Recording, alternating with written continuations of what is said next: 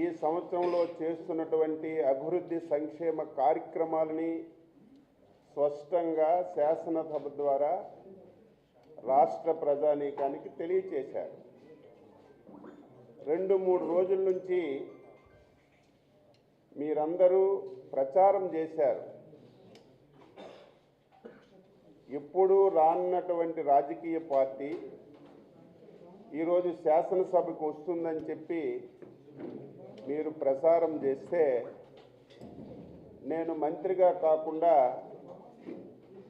ఒక శాసనసభ్యుడిగా సంతోషపడ్డాను. అయితే ఈరోజు పరిణామాలు చూస్తే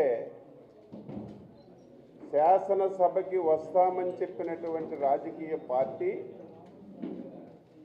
కేవలం అటెండెన్స్ కోసమే వచ్చిందని చెప్పి తేటతెల్లమైంది. 60 రోజులు కంటిన్యూగా శాసనసభకి రాకపోతే శాసన సభ్యత్వాలు కోల్పోతారు,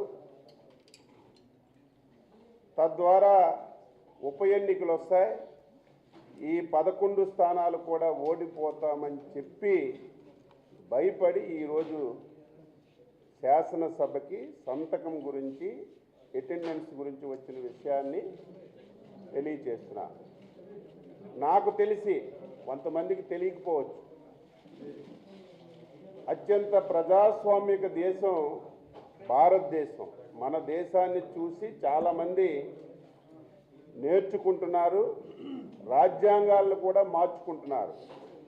అటువంటి బలమైన ప్రజాస్వామ్య దేశం, ఒక పటిష్టమైనటువంటి బాబాసాహెబ్ అంబేద్కర్ గారు రచించినటువంటి రాజ్యాంగంలో మనం నడుచుకుంటున్నాం.